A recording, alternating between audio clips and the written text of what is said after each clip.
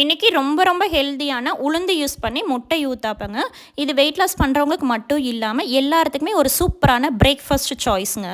அதுக்கு 1 டம்ளர் அளவு நான் வெள்ளை உளுந்து எடுத்திருக்கேன். நீங்கள் தோலோடு இருக்கிற கருப்பு உளுந்து கூட எடுத்துக்கலாம்.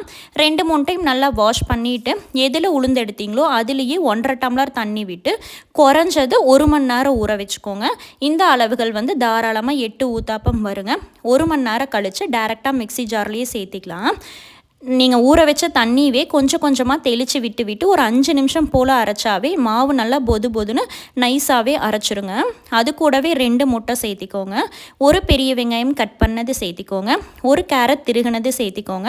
அரை டீஸ்பூன் அளவு பெப்பர் தூள் சேர்த்திக்கோங்க. மாவுக்கு தேவையான அளவு உப்பு சேர்த்திட்டு முட்டை சேர்த்துருக்கறனால நல்லா அடித்து பீட் பண்ணி மிக்ஸ் பண்ணிக்கோங்க. மாவு கெட்டியாக இருந்துச்சுன்னா கொஞ்சோண்டு தண்ணி சேர்த்தி மாவை மிக்ஸ் பண்ணிவிட்டு அப்போதைக்கு அப்போவே நம்ம ஊத்தாப்பம் ஊற்றுனாங்க. மாவு புளிக்க வைக்க வேண்டியது இல்லை. எண்ணெயும் ரொம்ப மைல்டாக யூஸ் பண்ணால் போதுங்க. ரொம்ப ரொம்ப சாஃப்டாக இந்த மாதிரி பொது பொதுன்னு வருங்க. ஒரு ஆம்லெட் டேஸ்ட் கொடுக்கும்.